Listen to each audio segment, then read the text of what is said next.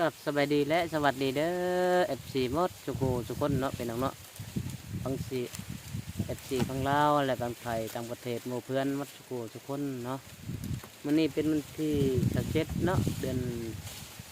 ช่องปี2025นี่เป็นเอาไว้เป็นมื้อวันเสาร์เนาะเอาได้มาตัดอ้อยจ้างตัดอ้อยคือเก่าบอกกันเลยเอาถ้าผู้ใดเฮ็ดคลิปนี้แล้วอย่าลืมฝากกดไลค์กดแชร์เนาะแล้วก็คอมเมนต์บอกแน่ว่าอยู่บ้านใดก็ตัดอ้อยยังตัดอ้อยเนาะช่วงนี้บ้านเฮาบอกว่าหมดเลยเนาะเป็นช่วงสุดท้ายแล้วเพราะว่าช่วงนี้มันบ่มีอ้อยตัดเลย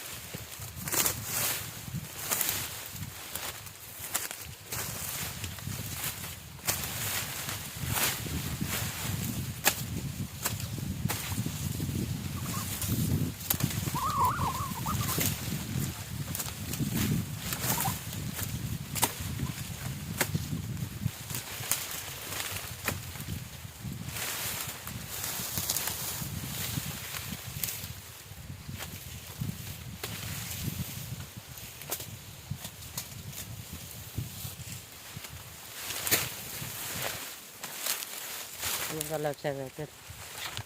อย่าลืมฝากกดไลค์กดแชร์ติดตามไปนำเด้อพี่น้องเลยเนาะ กองก้นมันคือได้ตัดอ้อยพี่น้อง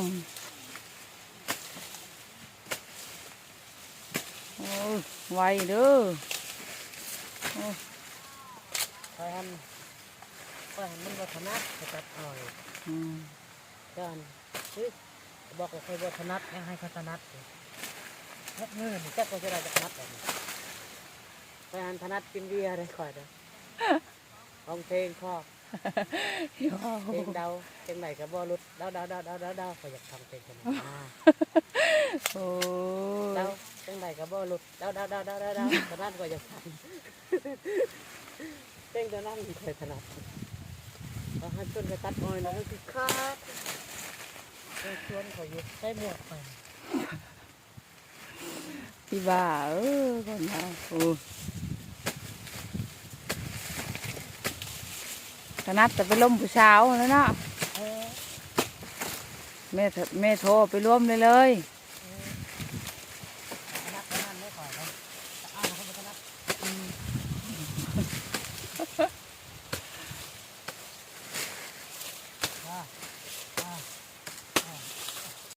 ดีครับ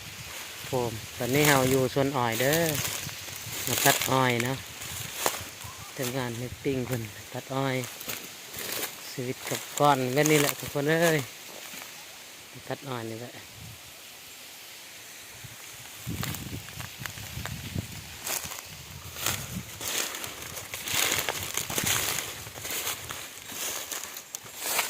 เมื่อไรบ่ใส่ผ้าอ่างนะยันว่าเมื่อเลย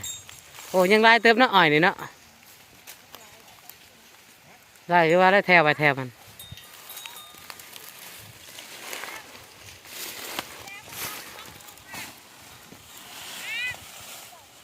เนี่ยผู้ชกเอิญเจ้าฮะ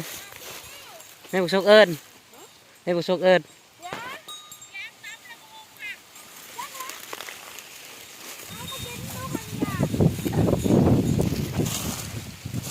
ที่ลายยังก่อนไปบริวาร ๆได้50 มัดไปย่านะ ได้เท่าไรละจานนะเนี่ย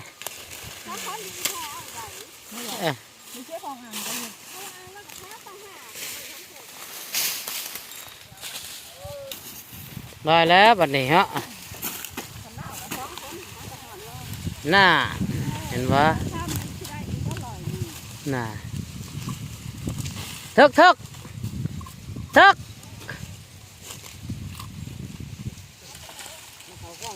เป็นไรชดล่ะยังเมื่อยบ่ฮะเมื่อยตัดอ้อยดิว่าทึกคนเวียดมาตัดอ้อยพี่น้องเห็นบ่เวียดเพิ่นมาตัดอ้อย